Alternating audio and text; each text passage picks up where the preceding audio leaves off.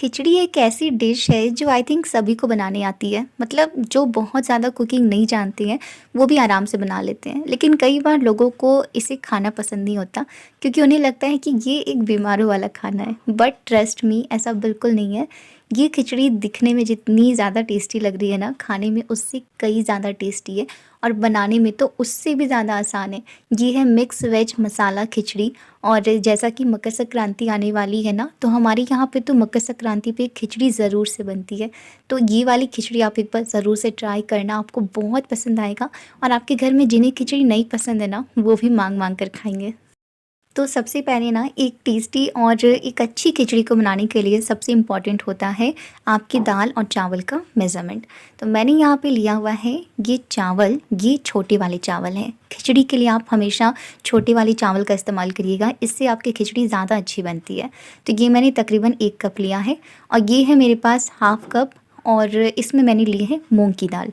थोड़ा-सा मैंने ऊपर का जगह खाली रखा है और इसमें मैं डाल रही हूँ चना की दाल।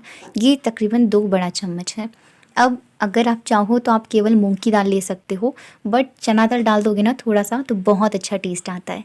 अच्छा, एक बात और, मैंने यहाँ पर 1 कप अगर चावल लिया है तो उसकी आधी मैंने यहाँ पे दाल की क्वांटिटी रखी है। बट अगर आप चाहो तो दोनों की क्वांटिटी आप सेम रख सकते हो। मतलब अगर आपने 1 कप चावल लिया है तो आप उसमें 1 कप दाल मिला दो या फिर थोड़ा-सा कम कर दो। मतलब अपने अकॉर्डिंग आप रख सकते हो जैसा आप रखना चाहते हो। तो मैंने सबसे पहले इसे धो लिया है, मतलब केवल धो लिया है, इसे हमें सोक वगैरह नहीं करना है। इसमें मैं ऐड कर रही हूँ 1 चम्मच घी। ध्यान रखिएगा घी डालिएगा, ऑयल मत डालिएगा। इसके बाद इसमें कुछ मसाले ऐड कर रही हूँ, बहुत थोड़े से। जैसे मैंने यहाँ पे आधी छोटी चम्मच कश्मीरी लाल मिर्च पाउडर ली है, स्पाइसी नहीं होती है। और साथ में आधी छोटी चम्मच हल्दी का पाउडर लिया है। इसी के साथ नमक ऐड कर देंगे थोड़ा सा अपने टेस्ट के अकॉर्डिंग, और बिल्कुल ज़रा सा हींग ऐड कर देंगे। ये आपके डाइजेशन के लिए भी अच्छा रहेगा और टेस्ट भी काफ़ी अच्छा आएगा।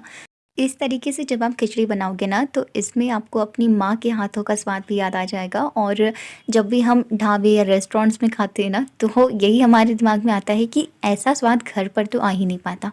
तो वो ढाबे वाला स्वाद भी ना आपको इस खिचड़ी में आएगा। तो इसे मैंने अच्छे से मिला दिया और अब मैंने यहाँ पे एक प्रेशर कुकर लिया है और इसमें मैंने सारा दाल चावल डाल दिया। साथ ही में 1 टमाटर डाला है और अब इसमें डालेंगे पानी। बिल्कुल गर्म और उबला हुआ पानी डालना है। तो मैंने तकरीबन 3 ग्लास पानी ऐड किया है। जैसा कि मैंने 1 कप चावल और हाफ़ कप मैंने दाल ली हुई थी, तो उस अकॉर्डिंग मैंने उसका डबल डाला है पानी। यानी कि टोटल 1.5 कप का डबल मैंने यहाँ पे 3 कप पानी ऐड किया है। और ये बिल्कुल परफेक्ट रहती है। मतलब मैं जब भी बनाती हूँ तो ऐसे ही बनाती हूँ और हमेशा बिल्कुल परफेक्ट खिचड़ी बनती है। ना ज़्यादा पतली रहती है, ना ही गाढ़ी रहती है। बट अगर आप थोड़ी और पतली पसंद करते हो तो पानी की क्वांटिटी थोड़ी-सी आप और बढ़ा देना। तो बस इसका ढक्कन लगा दिया है मैंने और अब हमें इसे तकरीबन 2 से 3 प्रेशर आने तक पकने देना है हाई फ्लेम पर। तो कुकर को मैंने दूसरे साइड पे कर दिया है और अब इस तरफ मैंने लिया है एक कढ़ाई, क्योंकि अब हमें साथ-साथ में अपनी सब्जियों को भी रेडी करना है।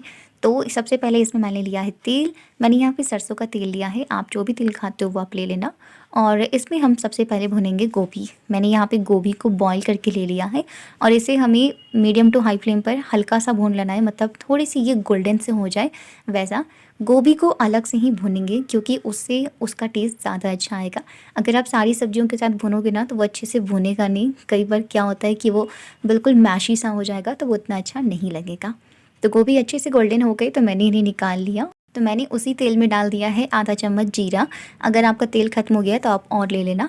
और इसके बाद मैंने इसमें ऐड किया है 4 से 5 लहसुन की कली थी जिसे चॉप करके लिया है, और 1 प्याज था जिसे भी मैंने कट करके लिया है। इन्हें हमें हल्का सा भुनना है, बहुत ज़्यादा नहीं पकाना है।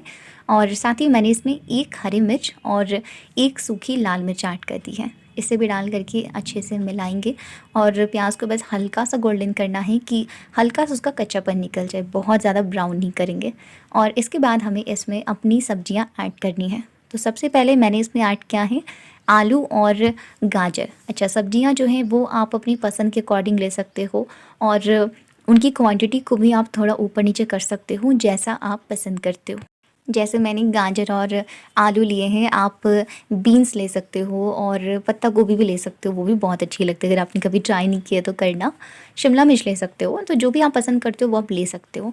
और साथ में मैंने इसमें थोड़ा सा नमक ऐड कर दिया है और बस मीडियम फ्लेम पर ढक करके इन सब्जियों को कुछ टाइम के लिए भूनेंगे, मतलब 5 से 6 मिनट के लिए, बहुत ज़्यादा नहीं। अच्छा, अगर आप केवल सिंगल पॉट खिचड़ी की रेसिपी को भी देखना चाहते हो ना, तो मेरे चैनल पर वो भी है, मैंने अपलोड कर रखी है, तो आप चाहो तो वो वीडियो भी चेक कर सकते हो, मैं उसका लिंक डिस्क्रिप्शन में दे दूँगी।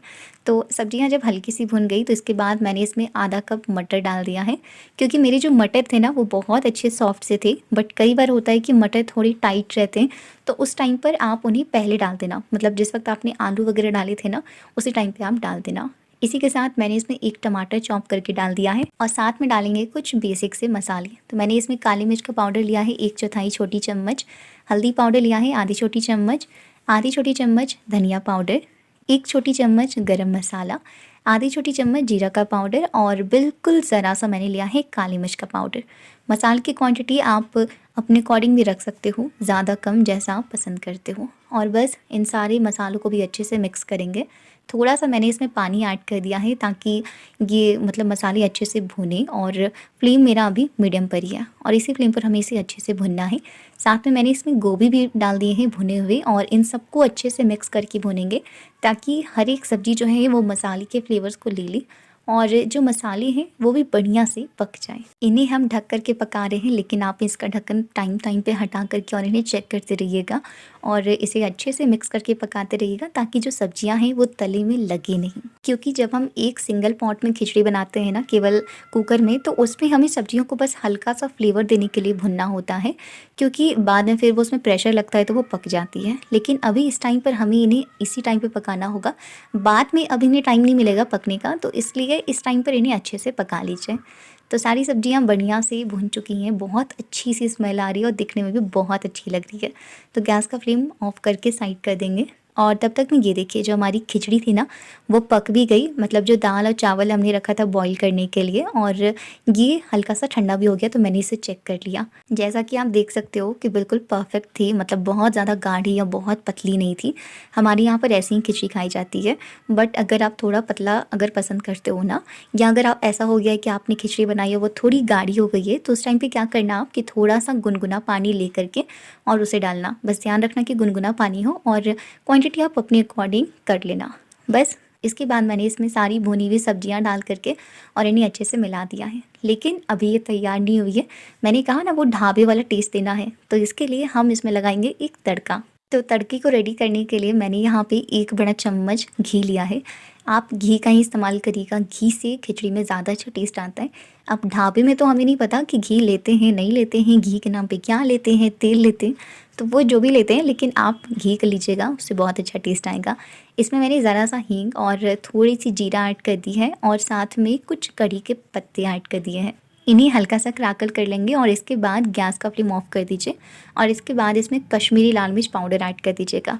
गैस का फ्लेम ऑफ करके ही डालिएगा, वरना क्या होगा कि वो लाल मिर्च आपकी जल जाएगी तो खिचड़ी में टेस्ट आने के बजाय टेस्ट उसका बिगड़ जाएगा। और बस हल्का सा मिक्स करके अपनी खिचड़ी को इस तड़के में डाल दीजिए और बढ़िया तरीके से मिक्स कर दीजिए।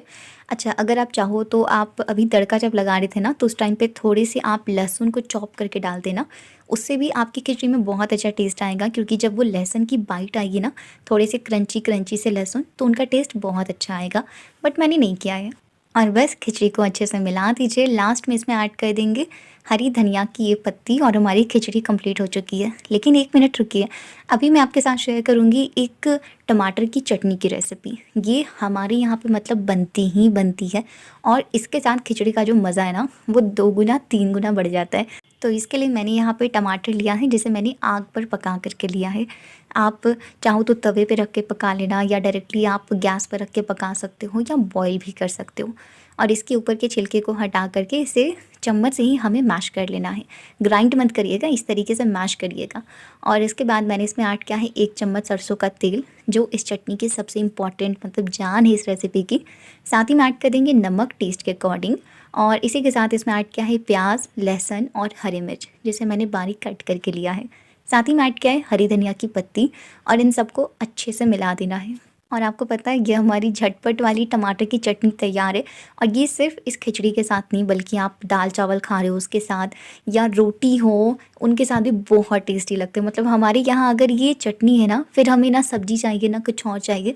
इसी के साथ हम भर पेट और मतलब आराम से खा सकते हैं। हमारे यहाँ पे जब भी खिचड़ी बनती है ना, तो बिना कुरौरी और चिप्स के अधूरी मानी जाती है। ये आपने बचपन से ही देखा होगा, हमारी दादी, नानी, मम्मी बचपन से ये सारी चीज़ें घर पर बनाती आ रही हैं। तो ये मैंने साथ में फ्राई कर लिए हैं और गरमा-गरम ये हमारी दाल खिचड़ी बनकर तैयार है। इसमें मैंने ये करोड़ी चिप्स और साथ में टमाटर की चटनी, आप पापड़ ले सकते हो, चोखा ले सकते हो और फिर मतलब जन्नत है ये खाना। आपके घर पे खिचड़ी किस तरीके से खाई जाती है मुझे कमेंट में ज़रूर से बताइएगा। और मैं जा रही हूँ एंजॉय करने के लिए, तब तक के लिए आप प्लीज़ इस वीडियो को लाइक कर दीजिए और अपने दोस्तों के साथ भी शेयर करिएगा। और जाने से पहले अगर अभी तक आपने हमारे चैनल को सब्सक्राइब नहीं किया है तो फ्रेंड्स प्लीज़ हमारे चैनल को सब्सक्राइब करें ऐसी ही आसान और टेस्टी रेसिपीज़ को देखने के लिए। मिलूंगी आपसे अगले वीडियो में, तब तक के लिए आप सभी खुश रहिए, स्वस्थ रहिए। Thank you so much. Radhe Radhe.